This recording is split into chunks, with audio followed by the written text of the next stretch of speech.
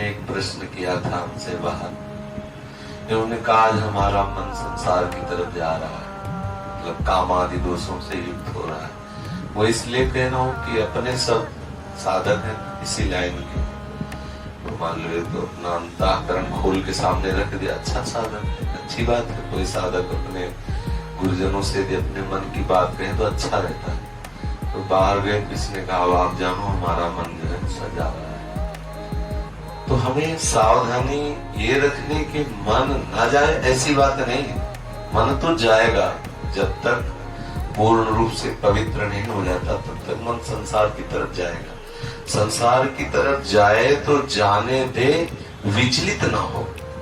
मन जाए तो जाने दो, चाहे जितनी उड़ान भरे मन, बिना तन के कुछ कर नहीं सकता। पहली बात तो समझ लो, मन जब कामादि दोषों से युक्त हो उस समय इतनी सावधानी रखनी कि उसके कथनानुसार, मन की प्रेरणा के अनुसार हमें कोई चेष्टा नहीं करनी, बस इतनी बात ध्यान रखनी। और इस समय ऐसी स्थिति में एकांत सेवन न करें, सदैव संतों के बीच में रहे, क्योंकि एकांत में होने पर मन हावी हो सकता है। नए बच्चे, नए साधक, मन पूर्वकृत किए हुए कर्म का स्मरण कराता है और उस सुख की तृष्णा प्रकट करके विवश करता है सांसारिक की तरफ। साधक को चाहिए उस समय उदासीन होकर के नाम सुमिरन करे। यदि नाम सुमिरन न मन बन पावे, मन है वो दंडता कर रहा है, तो बस इतना देखता रहे कि मन के अनुसार क्रिया न बनने पाए। वो थोड़ी देर के लिए आएगा, ये बराबर स्थिति नहीं रहती। जैसे भजन की कभी कभी ऐसी रसमय स्थिति आती कि लगता है काम बन गया, लेकिन वो बराबर नहीं रहती, वो फिर हट जाती है। ऐसे ही जब हमारा मन गंदा भाव अंदर प्रकट करके विचलित करता है, तो उस समय सबसे पहले धैर्य साधक को यह रखना चाहिए कि स्थायी वृत्ति नहीं है, आई हुई है चली जाएगी, घबराने की जरूरत नहीं, एकदम तन्मय होने की जरूरत नहीं कि हाय हमारा मन वैसे दोष से युक्त हो गया, अब क्या होगा, कुछ नहीं। कभी गर्म हवा चलती, कभी ठंडी हवा चलती, आ गया है कामादि दोष मन में आ गए, संस्कारवश, स्वभाववश, संगवश, भोजन, कहीं न कहीं कोई त्रुटि होती है, कहीं न कहीं प्रमाद होता है, ऐसी वृत्ति आया चला जाए। उसके प्रति इतना महत्व न रखे कि आया मच जाए हृदय में। अगर उसके प्रति तन्मयता करोगे तो क्लेश का अनुभव होगा।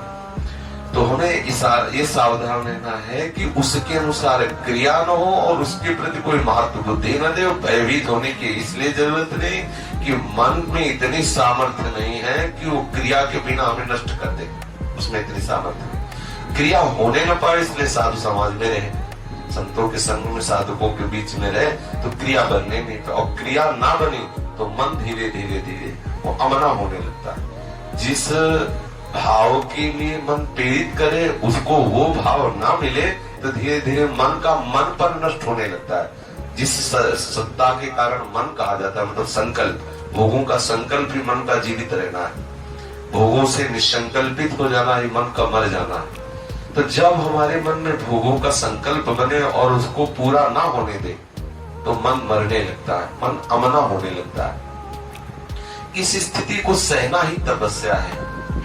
बाहर से जल पी के रहना, वायु पी के रहना, आग में जलना, और सब बाहर वाली बुले 12 वर्ष खड़े रहना, ये सब बाह्य साधन, इनका विशेष अपने लोगों के हृदय में इनका कोई महत्व नहीं है। वास्तविक तपस्या क्या है? जब हमारा मन प्रतिकूलता का चिंतन करा के चलाता है, उस समय साधक को विचलित नहीं होना चाहिए, आनंदित होना चाहिए, उस समय प्रभु के चिंतन में मगन होना चाहिए, या धैर्य पूर्वक उस जलन को सह जाना चाहिए। वही महात्मा है, वही इस महारस का अनुभव कर सकता है। विचलित होने की जरूरत नहीं, बिल्कुल विचलित होने की जरूरत नहीं। सबके हृदय में ऐसे भाव आते हैं, धीरे धीरे सबके ठीक हो जाते हैं।